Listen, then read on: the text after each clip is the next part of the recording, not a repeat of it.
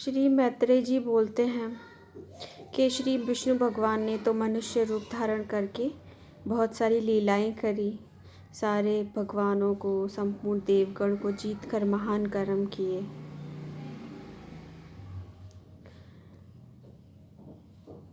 इनके अलावा जो देवताओं की नकल करने वाले लोग थे वो भी थे, तो उसके लिए भी एक कहानी है। तो पाराशर जी बोलते हैं कि हाँ, भगवान ने मनुष्य अवतार लेकर एक बार काशीपुरी जलाई थी। काशीपुरी का एक राजा था, पौंड्रक वंशीय, वासुदेव नाम था उसका। सब लोग उसको बोलते थे कि आप तो वासुदेव रूप से पृथ्वी पर आए हो।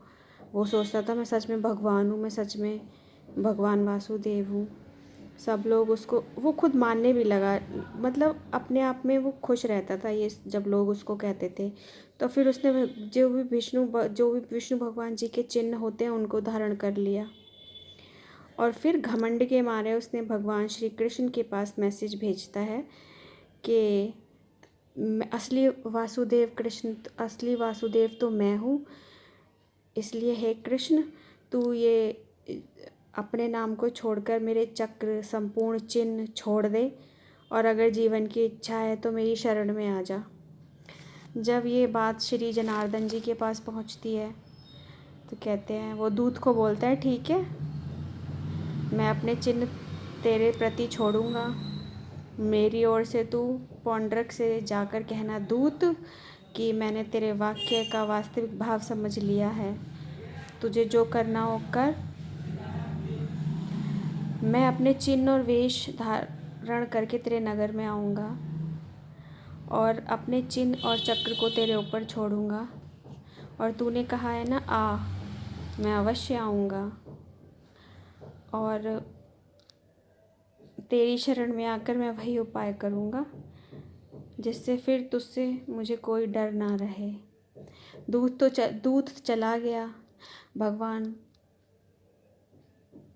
ने गरुड़ को याद किया, गरुड़ पर चढ़कर उसकी राजधानी को चले।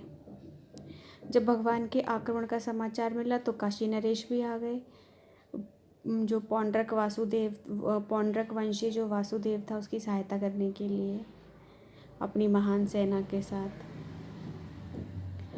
भगवान ने दूर से ही देखा, भैया हाथ में चक्र, गदा, पद्म लिए और शारंग धनुष लिए एक उत्तम रथ पर बैठे हुए, कंठ में वैजयंती माला, शरीर में पीताम्बर, गरुड़ लगी हुई ध्वजा है, गरुड़ का निशान वाली, वक्ष स्थल में श्रीवत्स चिन्ह है। मतलब सब कुछ उसने वासुदेव कृष्ण को कॉपी किया हुआ था। भगवान गंभीर रूप से हंसने लगे देखकर।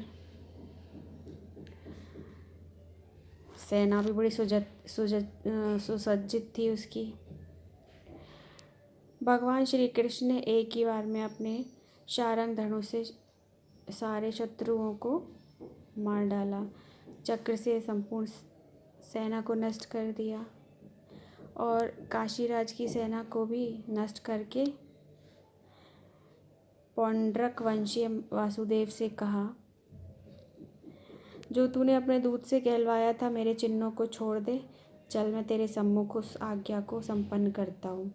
ले मैं चक्र छोड़ता हूँ, तेरे ऊपर गदा छोड़ता हूँ, और एक गरुड़ भी छोड़ देता हूँ जो तेरी ध्वजा पर है। बस फिर क्या था, पौंड्रक वंशीय वासुदेव खत्म। गरुड़ ने उसकी ध्वजा तोड़ दी, गदा ने उसको नीचे गिरा दिया, चक्र ने तो जो हाल करना था वो बताने की ज़रूरत ही नहीं है। अब काशी नरेश भी अपने दोस्त का बदला लेने के लिए श्री वासुदेव से लड़ने लगे भैया। तो भगवान ने जो उनका धनुष था शारंग, उससे बाण छोड़ा और काशी नरेश का सर जो था, नरेश का जो सर था वो कटकर काशीपुरी में पहुंच गया। लोग देखने लगे, अरे काशीराज का सर यहाँ पड़ा हुआ है, किसने काटा? उसके पुत्र को पता चला, अरे तो वासुदेव ने किया है, श्री जनार्दन ने किया है। वो भगवान शंकर की तपस्या करता है।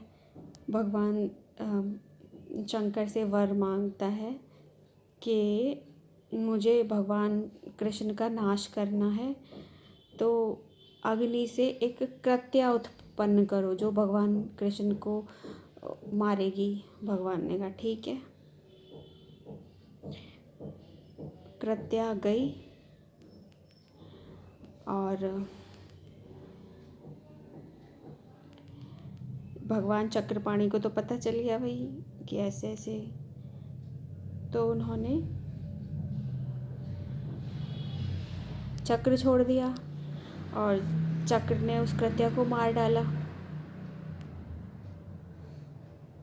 चक्र आगे आगे और उसके आगे कौन भाग रहा था? कृत्या। और फिर विष्णु भगवान के चक्र ने कृत्या को मार डाला। काशी में गई भागती हुई वो, और फिर काशी नरेश की जो बाकी सेना, सारी सेना और जितने भी उसके अस्त्र शस्त्र सुसज्जित होकर जो गण आए, उन सबके चक्र ने मार डाला। और फिर चक्र सबको मार के काट के काशीपुरी में वापस आ गया भगवान विष्णु के हाथों में।